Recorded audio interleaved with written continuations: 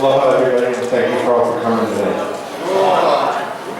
My name is Ruderman. It's an honor to be part of this discussion along with such distinguished folks here, all of whom are heroes of mine, actually. It's also really great to be back in Pune after a few months of time living with the state legislature. It's because I get a lot of encouragement when I come back here. People are glad that I'm speaking out over there. Whereas over there I hear a lot of Russell, you're new here, just shut up for a few years. And I try to tell them I can't shut up because I'm from Pune. And we have issues like this going on. So whereas I would like to be the nice, polite freshman legislature who sits quietly for a few years, I can't because of issues in my community, and I'm too old for that career track. I don't get out of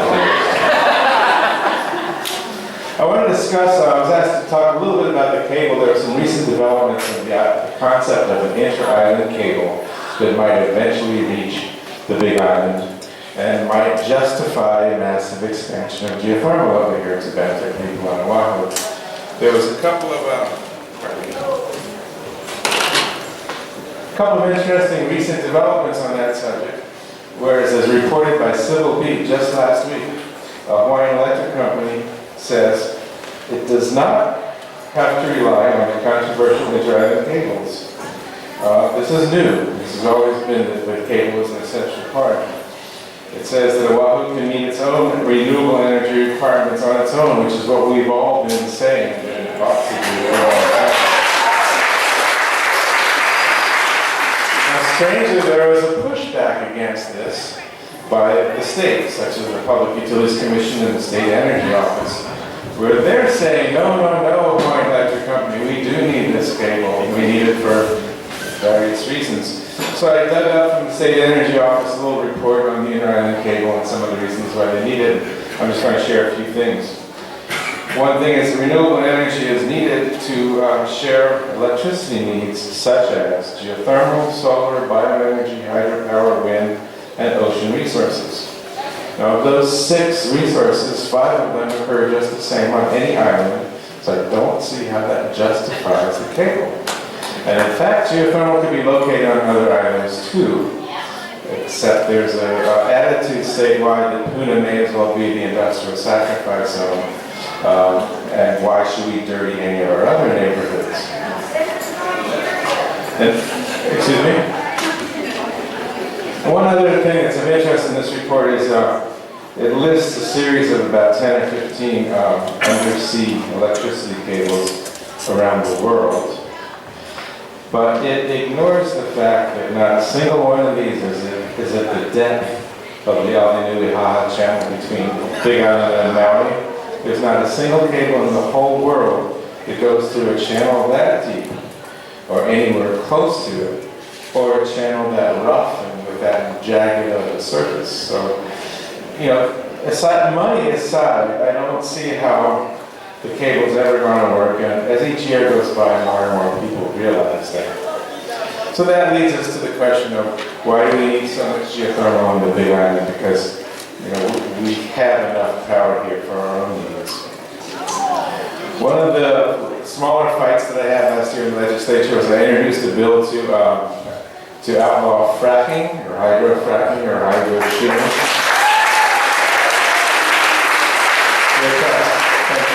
I did not get that bill through, but I did get it through as a resolution expressing concern. That's sort of the fallback position from a bill.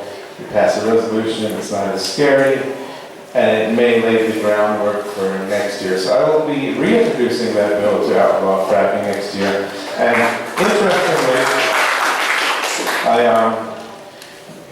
the only opposition to that bill came from someone representing the geothermal development company.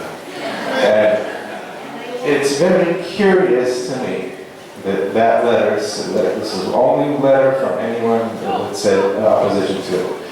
It said, A, we have no interest in fracking, and B, don't pass this law. Everybody can see the contradiction in that, but that's the only person who objected to it. Now, many of you are aware of the hazards of fracking on the mainland. It's the big new technology, but it doesn't come for free. It destroys the ground tables. the groundwater tables, and it induces earthquakes, both of which things we can't afford to do in Hawaii. As Mayor Kim mentioned, another thing I'll be working on is trying once again to pass a bill that undoes the worst aspects of Act 97, at the very least to restore county oversight to the geothermal planning process and to restore the right to contested case hearings. Contested case hearings is a somewhat technical way of protesting a government decision that every resident in the state of Hawaii has for every subject except for geothermal planning. So it's one of those exemptions they've carved out for us in Puna. Last year there was a really big fight over, everybody wanted this bill, but there was a curious fight that happened with someone representing the same geothermal energy developer I just mentioned, who didn't want a fair and neutral bill. They wanted a specific bill that would benefit them. And we kind of fought each other to a standstill, so no bill got passed.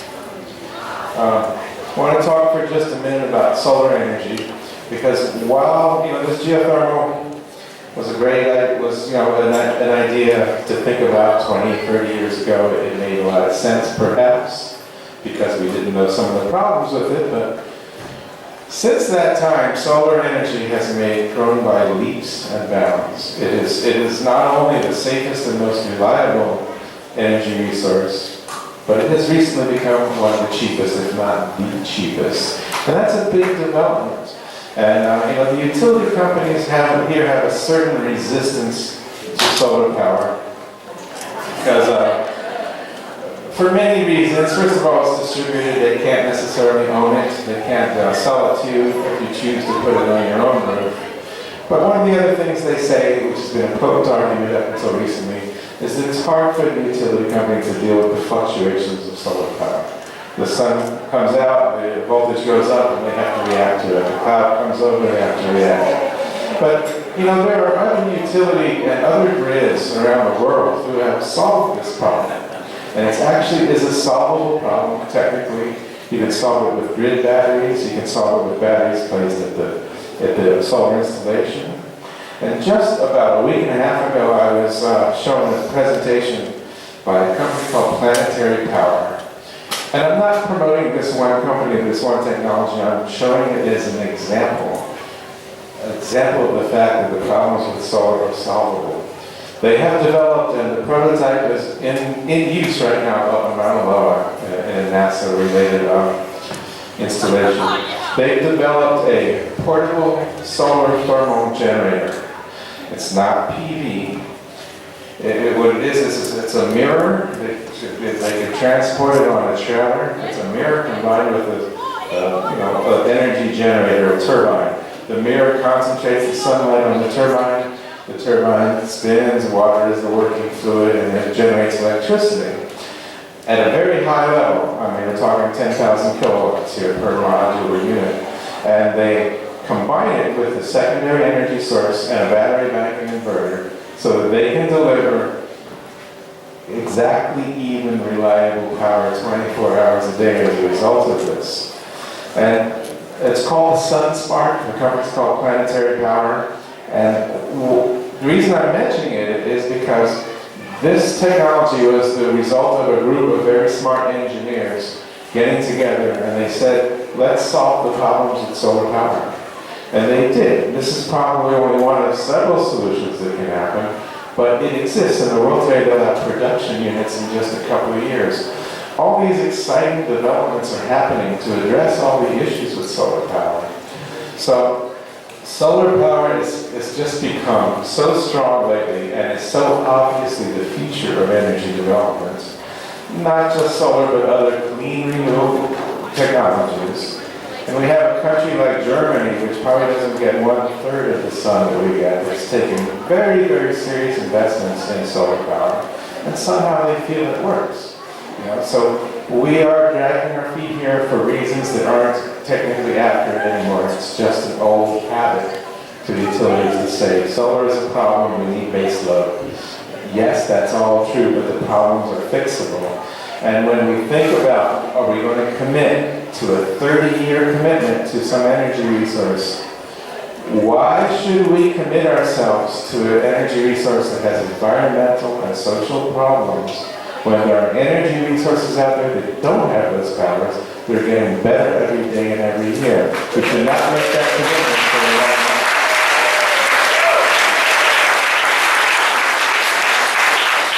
Lastly, I'm going over here. I just wanted to say that I did meet with Jay. The greatest power that comes with my office of being elected senator is not, to my surprise, voting on bills. It's the ability to meet with people, or the ability to convene meetings. And so I was able to ask for a meeting with the president of HELCO, and I got one. I got a tour of the facility. It's all very impressive. They have this control panel. It looks like the Starship Enterprise. And it's very impressive. It really is. They're doing a good job of what they're doing in many ways.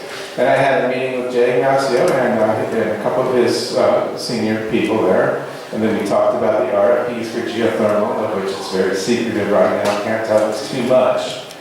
Except that chances are 95% that the location will be in Lower Puna. Simply because we haven't completed the survey of geothermal potential statewide. Which, of course, is crazy. Why don't we do the survey first of what our options are and then pick one, instead of picking an option first and then figuring out what they might have been. But the important thing I want to convey to you is that I told Mr. Ignacio, I said, listen, you're going to evaluate technical issues, where the power is needed and how much it costs. You're going to evaluate all kinds of factors. But what you must also evaluate is the political situation in Puna of a very educated, very organized group of people who are the only ones in the state who have experience with geothermal energy. Let's face it, we're the only ones. We are the experts in this room here. And I assured him, I said, you got to factor in the political opposition you're going to get as one of the considerations. And therefore, the actions that the Puna-Pono Alliance are planning, especially culminating at HELCO's building on Monday, August 19th. And there's going to be the March from Pohoiki to Hilo, which is exciting. It's going to be fun. I'll join in for at least as far as I can walk. But I think it's crucial for there to be a big crowd at the HELCO building on Monday, August 19th. We have to see the strength of the opposition. It's one thing for us to gather out here in Puna and talk about it. They have to see it. The newspaper has to see it, the TV has to see it, HELCO has to see it. So please, please bring as many of your friends and neighbors as you can to show up on Monday, August 19th at the HELCO building. It's crucial. If you have a big turnout there, I think it's a game changer. Thank you all very much.